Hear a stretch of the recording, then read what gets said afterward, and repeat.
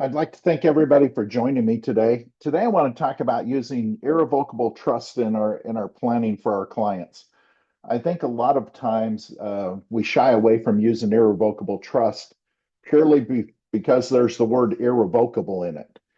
But if we do proper planning with irrevocable trust, I think we can accomplish a lot of good things for our clients in both the estate tax and asset protection areas. So when you start looking at why we would plan with irrevocable trust, of course, everybody focuses on the estate tax. And the estate exemption being, just shy of 14 million, a lot of our clients may not need to use the irrevocable trust purely to avoid the estate tax.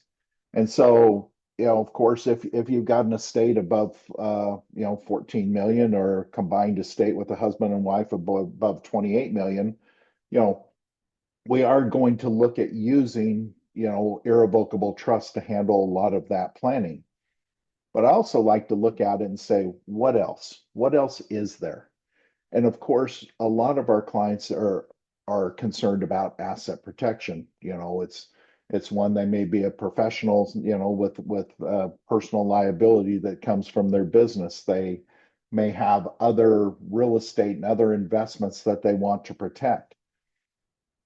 Irrevocable trusts bring in a different type of planning that we may not get with using corporations and LLCs and limited partnerships. Of course, limited partnerships, LLCs, and corporations do bring a lot of good planning tools with them, but an irrevocable trust set up for asset protection can be a great tool to be using for our clients that need more certainty with the asset protection, especially when we take it into our legacy. When we're looking at controlling that legacy, we're looking at what can we do to better help our kids, our grandkids, with the assets that we pass on. And especially when I look at that, are those kids prepared um, to handle the type of assets that we're going to transfer to them? So if we're using an irrevocable trust, I'd like to say we can control this from the grave, and we can provide protections for them that are purely non-tax related, that are going to put somebody in control of those assets that he's either is a professional or has the ability as the trustee to make good decisions. Now, if we're going to use an irrevocable trust and we're using it for the asset protection and legacy, let's stop and look at how we want to use that so we make sure that we're using it in the right way. And a lot of times we're looking at for particular for spouses. I can set up an irrevocable trust for my wife. She can be the trustee of the trust during her lifetime. I can give her access to that during her lifetime. But then when I pass it on to my kids, I can make very specific legacy decisions. Maybe I don't want those assets sold. Maybe I've got a piece of real estate that is a legacy asset that I want to carry down from my kids to my grandkids, maybe to great grandkids and beyond. So I can make sure that everything's in place. I can also control the spending. If I'm worried about, kids or grandkids or great grandkids that have spending issues, I can control that through an irrevocable trust. But a lot of times that I look at this, it's going to come down to we've got all sorts of pieces here. We might have some tax issues, we might have asset protection and control issues. All of those can be done and combined into this trust to get to the result that we're after. But I look at planning. Planning is a balancing act. A lot of times when we're balancing these things out, we have to look at the whole picture and start playing the what if game. What happens when we start moving things around? How does that affect the overall planning? So when we're looking at the irrevocable trust, especially, we're looking, what assets should we transfer?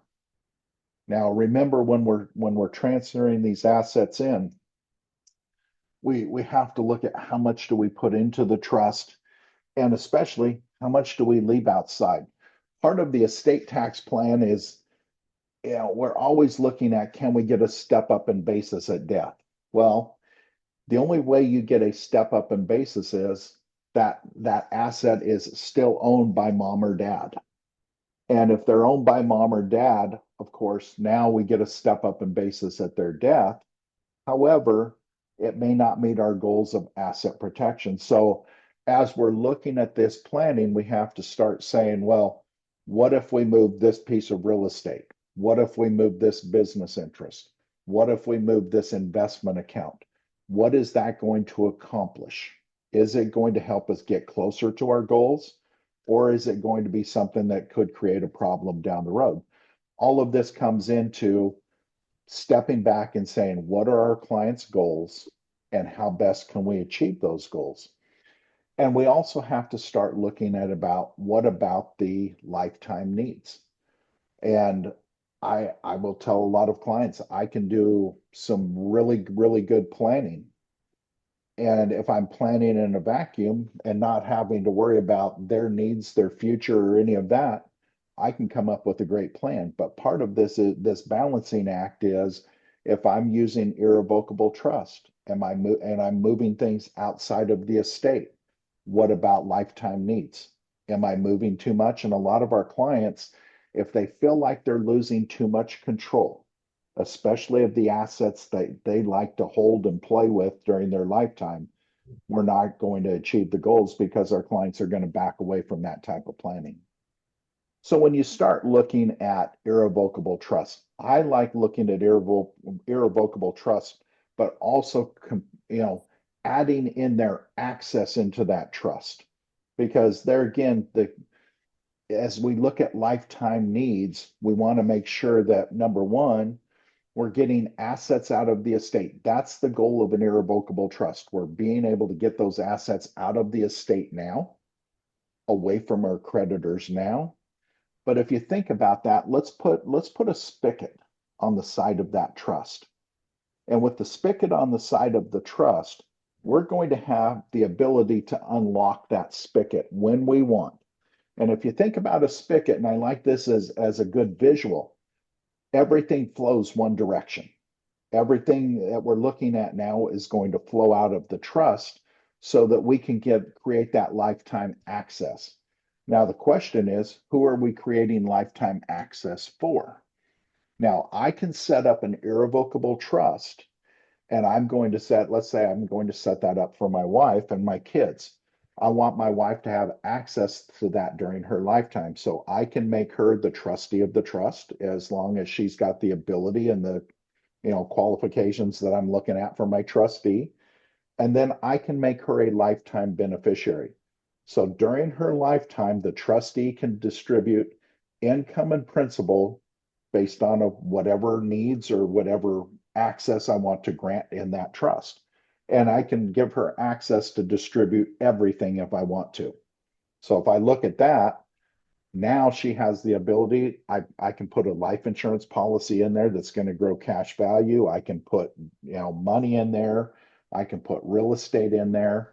And if she wants to, as trustee and as beneficiary, she can look in the mirror and say, I need the money. I'm going to take it out today and go do whatever she wants with it. I can give her that much flexibility so that she feels good about having access to money. I can do the same thing with my kids if I want that, so they can access that during my lifetime, during their lifetime, for education, for building a business, buying a house, whatever it is, we can create that access as much as we want. So as you start looking at that, we have to set it up and figure out how are we going to transfer assets into the trust, because since we're getting stuff out of the estate, we now have to use, gifts, loans, or other types of transfer techniques to get those assets out of our estate, move them into the trust, away from our creditors, away from the estate tax and those issues. So if you start looking at it, don't back away from using irrevocable trust in your planning. Just understand we want to do more goal setting, understand our clients' goals, dig a little bit to make sure that this is a good fit. But if it's a good fit, this can be a great tool to use in our estate and business planning. I appreciate everybody getting on. If you have any questions, feel free to reach out. And if not, we'll talk again next week. Thank you.